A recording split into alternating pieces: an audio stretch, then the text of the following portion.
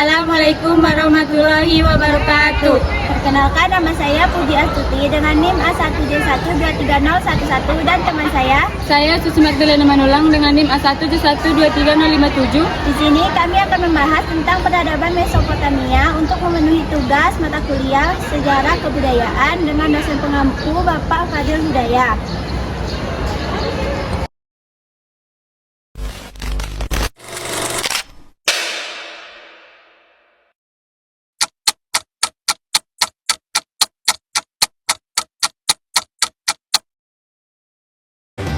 Pernah kepikiran nggak gimana sih manusia dulu mulai bikin peradaban?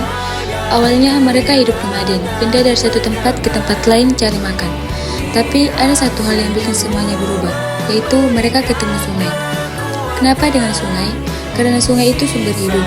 Ada air buat minum, tanah jadi subur, ikannya banyak, dan bisa dipakai buat jalan perdagangan. Oleh karena itu, orang-orang mulai tinggal tetap. Mereka tidak perlu keliling lagi, tapi bisa bangun desa dari desa jadi kota. Nah, sekitar 5.000 tahun lalu, lahirlah peradaban pertama di dunia, yaitu peradaban Mesopotamia. Artinya, tanah di antara dua sungai, Tigris dan Eufrat. Dari sini, manusia udah mulai serius bikin kehidupan. Kota, pasar, kuil, sampai pemerintahan.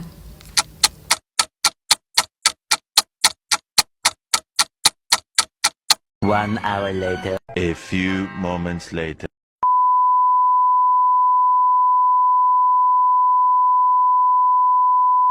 Three hours later. Meanwhile, eventually, one eternity later.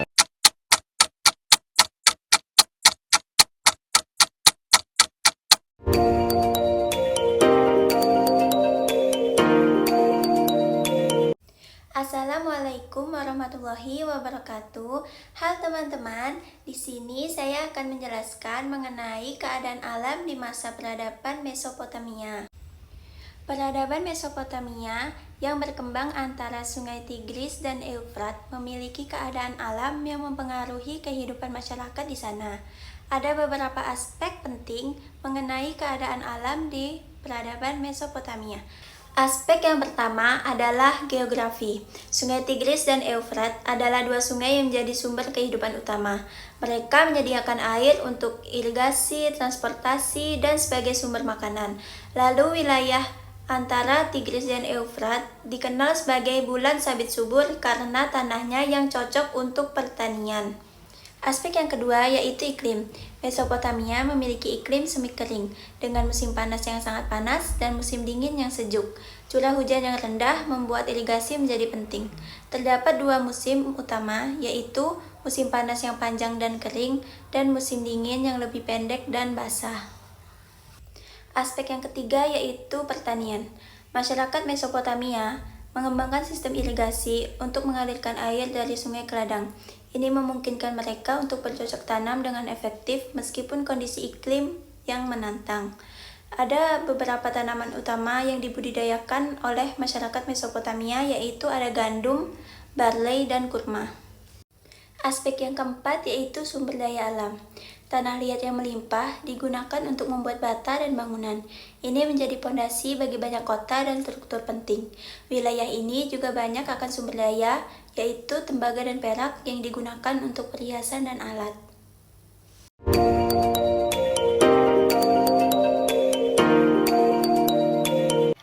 Mesopotamia tempat lahirnya peradaban di antara Sungai Tigris dan Eufrat. Di mana tanah subur dan air melimpah, umat manusia mulai melangkah menuju kehidupan yang teratur. Sekitar tahun 3500 sebelum Masehi, bangsa Sumeria membangun peradaban pertama di dunia. Di tempat ini, mereka menciptakan tulisan, menetapkan hukum, dan mendirikan zigurat untuk menghormati dewa-dewa. Di tanah inilah roda kehidupan berputar, raja-raja bangkit, dan mitos seperti Gilgamesh lahir, bahkan dengan silih bergantinya kekuasaan.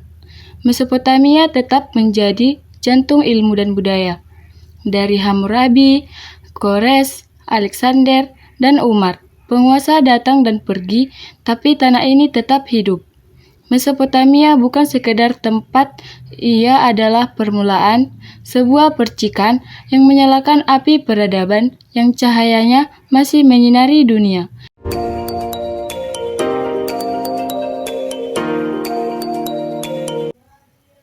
Hasil kebudayaan Mesopotamia. Salam sejahtera bagi kita semua. Kami akan membahas hasil kebudayaan Mesopotamia. Hasil kebudayaan Mesopotamia diantaranya seperti berikut. Yang pertama, bangsa Sumeria telah mengenal abjad yang berupa huruf paku. Huruf-huruf paku itu antara lain ditemukan pada sebuah prasasti yang berisi tentang hukum dan undang-undang yang berlaku untuk mengatur kerajaan. Undang-undang dan peraturan-peraturan hukum itu disebut dengan Hammurabi Codex.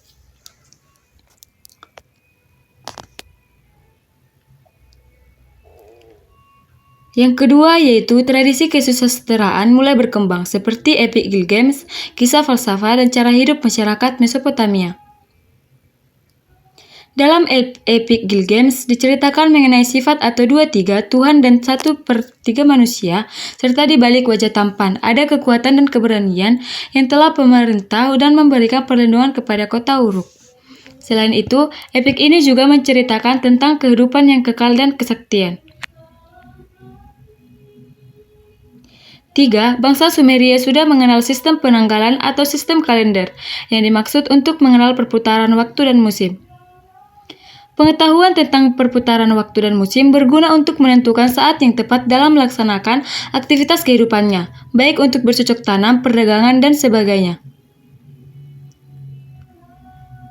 Yang keempat yaitu untuk mempermudah pemahaman pengetahuan tentang perputaran waktu dan musim. Mereka membagi dan mempersingkat waktu ke dalam jam, menit, dan detik.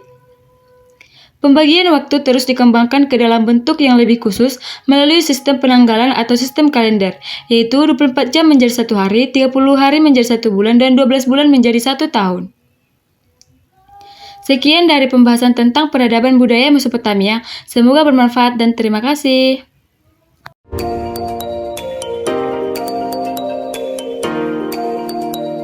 Saya akan menjelaskan pengaruh terhadap bangsa asing. Peradaban Mesopotamia yang berkembang di antara sungai Tigris dan Efrat memberikan pengaruh mendalam terhadap bangsa asing melalui berbagai aspek. Yang pertama yaitu inovasi dalam pemerintahan, seperti sistem irigasi, meningkatkan produksi pangan dan memicu pertumbuhan populasi. Selain itu, penemuan tulisan kuno seperti paku memungkinkan pencatatan sejarah dan administrasi yang lebih baik yang diadopsi oleh budaya lain. Sistem hukum yang dirumuskan seperti Kode Hammurabi menjadi model bagi banyak masyarakat dalam menetapkan norma dan keadilan. Dalam bidang seni dan arsitektur, gaya dan teknik Mesopotamia mempengaruhi pembangunan kota dan monumen di berbagai tempat. Kepercayaan agama dan mitologi Mesopotamia juga menyebar, membentuk pandangan spiritual dan budaya bangsa-bangsa lain. Secara keseluruhan, peradaban Mesopotamia menjadi landasan bagi perkembangan sosial, politik, budaya, dan di wilayah sekitarnya dan seterusnya.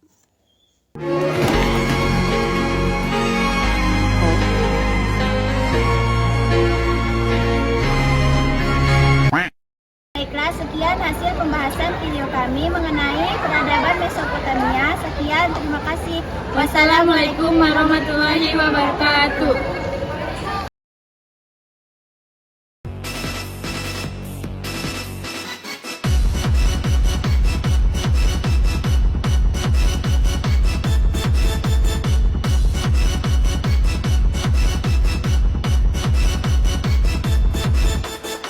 Behind the scene.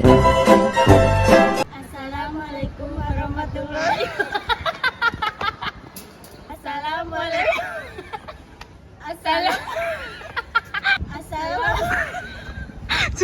Assalamualaikum.